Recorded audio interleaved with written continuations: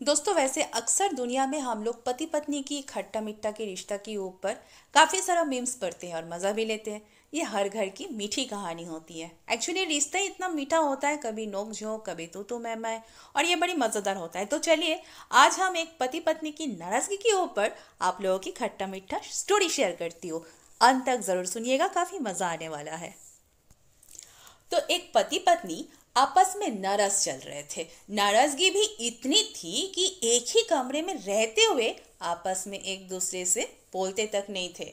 दोनों अपने अपने काम में कभी कोई कमी नहीं आने देते थे। जैसे ही सुबह पति उठता तो पत्नी चाय टेबल पर रखकर चली जाती, और ऑफिस का समय होता तो लंच बॉक्स तैयार करके दे देती।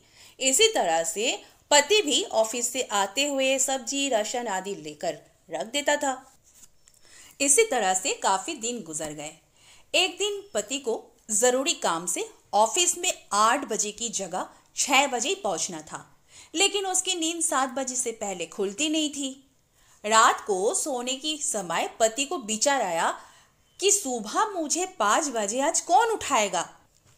तब पति की दिमाग में एक उपाय आया और वो एक पर्ची अपनी पत्नी की नाम लिखने लगा।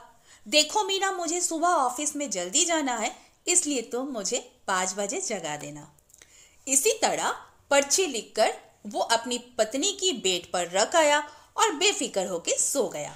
पत्नी पर्ची उठाकर पढ़ी और कुछ ना सोचा और वो भी सो गई। सुबह पति की नींद खुली तो उठते ही घड़ी की तरफ देखा। घड़ी में 7 बज रहे थे। फिर उसकी निगाह तकिया पर रखी एक पर्ची पर पड़ी तो उस पर लिखा हुआ था, उठ जाओ, सुबह 5 बज गया। है ना दोस्तों, जैसे को तैसे मिला।